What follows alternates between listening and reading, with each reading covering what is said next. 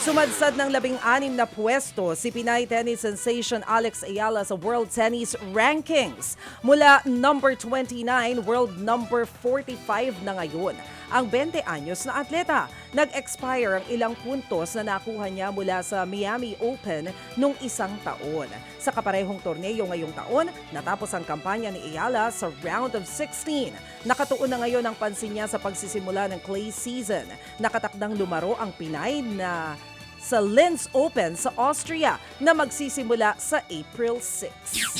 Agaw eksena naman ng isa sa mga pambato ng Pilipinas sa Asian Cycling Confederation Track Cycling Championships. Nagtala ng bagong Philippine record si Cedric Ivan Honhorica sa Men's Elite Sprint event. Napabilib ni Honhorica ang lahat dahil sa bisikleta niya. Pang-racket niya rin bilang food delivery rider.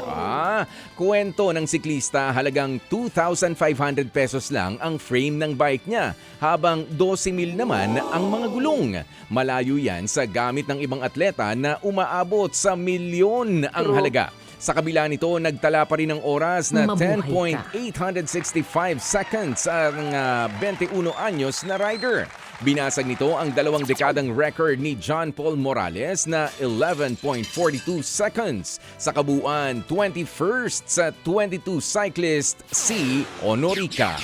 Mahal talaga ng bike, no? Mahal, pero itong sa kanya nga, bagaban mura. O, diba? Nandun talaga yan, nasa hinete, nasa driver. Hinete, naging kabayo. Naging kabayo. Kaya ako sidecar na lang tayo eh. Pedicab. May karera din ba sa sidecar? Hindi.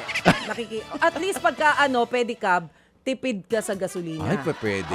May exercise ka pa. Nakakita tayo ng isa pang option, ano? Isa pa. Pero exercise, depende rin sa sakay mo. Depende sa sakay. Kapag kasing laki ko, kasing bigat ko, parang dobling exercise yan. Hindi. Pagka tayo magkasama, ikaw ang magdadrive. Ako pasahero. Okay. Ganun pala. Ganon. Mga kapatid, naghahanap naman ng kapalit ang Samahang Basketball ng Pilipinas kay Gilas Pilipinas Women Head Coach Patrick Aquino.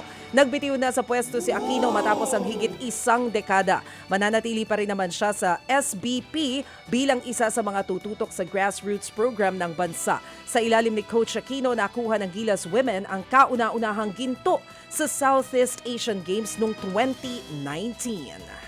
Pinagmulta naman ng 20,000 piso ng PBA si Converge Fiber Xers forward Calvin Abueva dahil sa naging mga komento niya sa mga referee.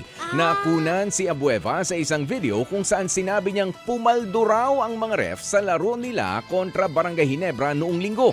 Natalo ang Converge sa laro 99-93. Ibinahagi rin ni Abueva ang sulat na ibinigay ng liga kung saan sinabi nitong hindi nila palalampasin ang mga malisyoso at walang basehan na mga akusasyon. Sinabi rin sa ulat na humingi ng dispensa si The Beast sa kanyang naging komento. Mga kapatid, para sa iba pang mga balita at impormasyon, sundan niyo po kami sa X, Instagram, Facebook at syempre sa TikTok, True Network PH. Mag-subscribe din po kayo sa aming YouTube channel, True Network. May website din po tayo, truenetwork.ph, at pwede niyo rin po kaming mapanood sa Channel 19 ng aming True FM TV. Lagi pa rin makinig sa radyo dito po sa 105.9 True FM dahil dito, laging true sa'yo, kapatid. Dito tayo sa totoo, tunay at